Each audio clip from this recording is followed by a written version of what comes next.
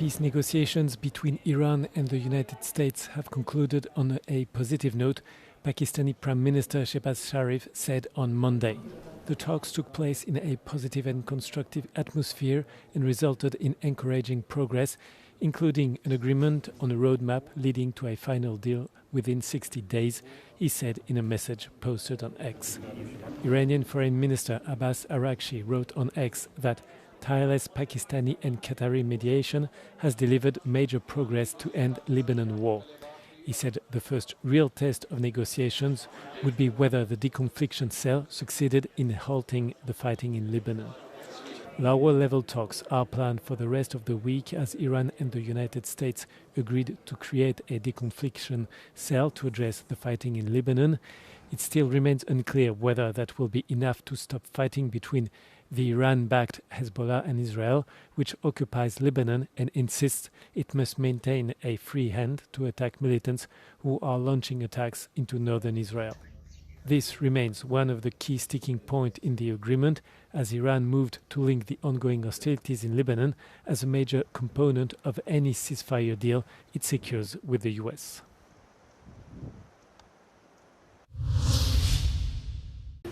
British Prime Minister Keir Starmer announced he will step down as leader of the Labour Party on Monday, bowing to mounting internal pressure following a bruising round of local elections. Delivering an emotional speech outside 10 Downing Street, Starmer confirmed he accepts the party's decision with good grace and will remain as caretaker Prime Minister until a successor is chosen in September.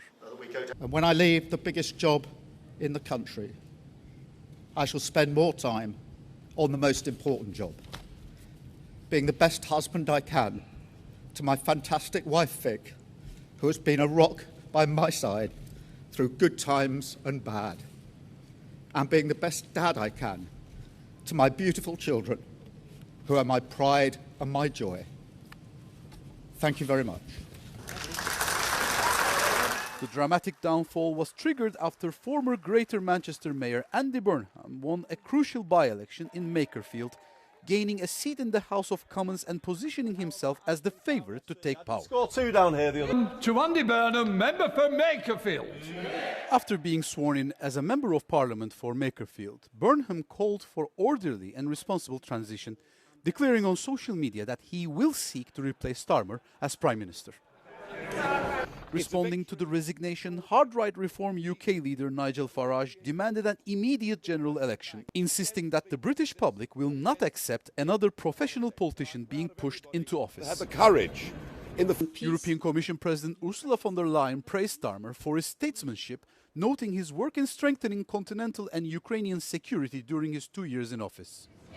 The impending transition will see the United Kingdom appoint its 7th Prime Minister in just 10 years, highlighting a decade of intense political volatility across Westminster.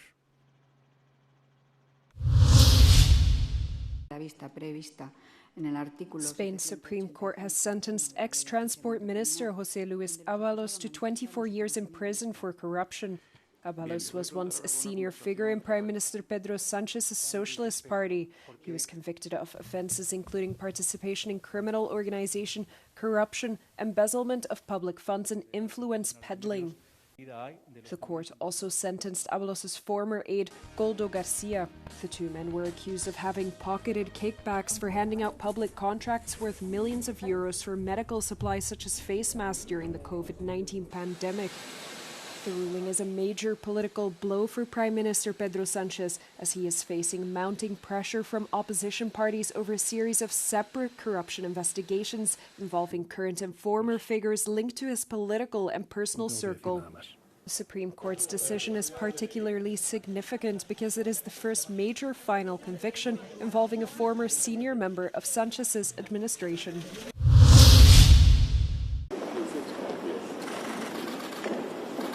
The second EU-Moldova summit taking place Monday in Brussels is a testament to Chisinau's institutional reforms progress, Deputy Prime Minister and Minister of Foreign Affairs of Moldova, Mihai Popsoi, told Euronews.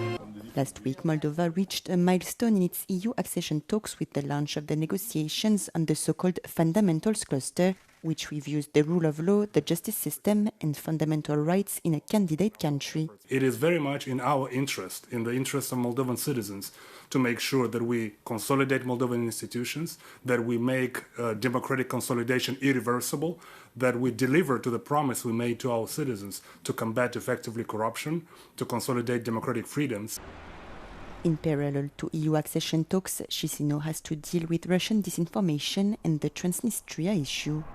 The two tracks, the European integration and the reintegration of the Transnistrian region, are two parallel tracks. Because otherwise we would give the Kremlin leverage and de facto veto over our accession process. But we're working hard to make sure that all Moldovan citizens benefit like they had already benefited from the deep and comprehensive free trade area, which the Transnistrian region of Moldova has benefited a lot as well. After Moldova applied to join the EU in March 2022 and received candidate status soon after, accession negotiations were formally opened in June 2024. The German government has announced that it intends to acquire 40% of the defense contractor KNDS, a move designed to bolster European arms production in partnership with its NATO and EU ally France. The decision deepens state involvement in a company whose hardware has become central to Europe's rearmament efforts. In a joint statement, Germany and France said they had agreed on the future strategy and governance of KNDS, which they intend to co-own through arrangements aimed at giving both countries equal shareholdings.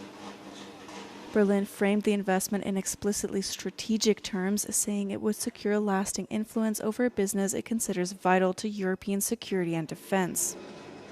The timing reflects a broader scramble across Europe to expand military spending and manufacturing capacity, as governments weigh the continued threat from Russia's war in Ukraine against growing doubts about the reliability of the US as a security guarantor.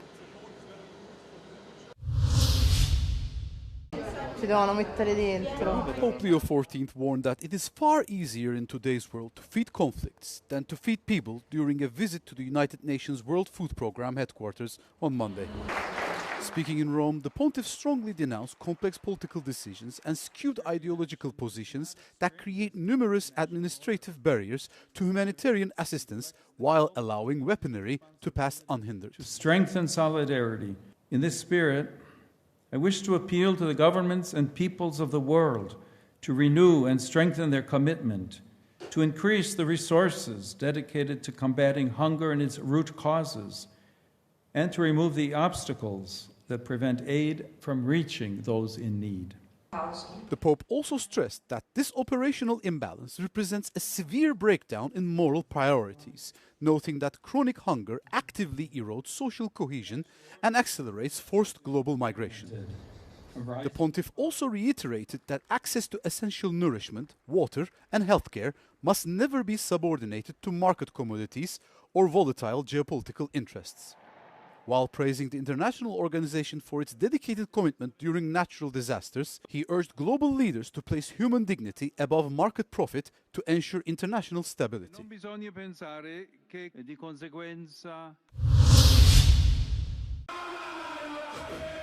Far-right candidate Abelardo de la Espriella, who was endorsed by US President Donald Trump, narrowly won Colombia's presidential election.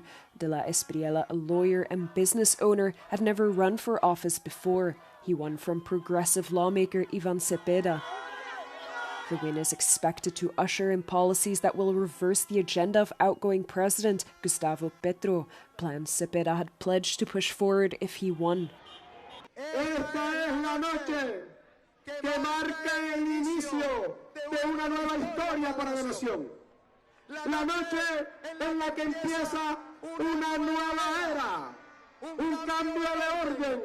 La patria, milagro. Acaba de ganar la democracia, acaba de ganar Abelardo de la Espriella, una fórmula absolutamente democrática que tiene todo por sacar adelante a nuestro país después de 4 años muy complejos, muy difíciles. However, many Colombians vowed resistance to the right-wing rule, with thousands of leftist demonstrators coming to the streets of Cali and Bogota on Sunday. Que elijan la guerra la destrucción de nuestro país y no muchas oportunidades como el continuismo con Cepeda. In Cali, Colombia's third largest city, clashes broke out between police and protesters. Demonstrators burned US flags while police used tear gas to break up crowds.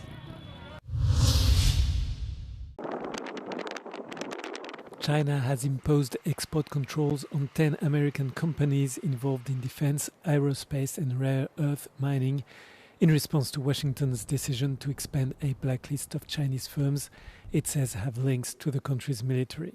The measures were announced on Monday by China's Commerce Ministry, which said Chinese exporters would be prohibited from supplying dual-use items to the listed entities. Dual-use goods are products that can have both civilian and military applications. The sanctions come a month after US President Donald Trump visited Beijing for talks with Chinese President Xi Jinping aimed at stabilizing relations between the world's two largest economies. Although both sides agreed to work towards reducing tariffs, tensions have since resurfaced over technology and defense. Earlier this month, the US Defense Department added several major Chinese companies, including Alibaba, Baidu and BYD, to a list of firms it says have links to the Chinese military. The designation prevents them from receiving US military contracts.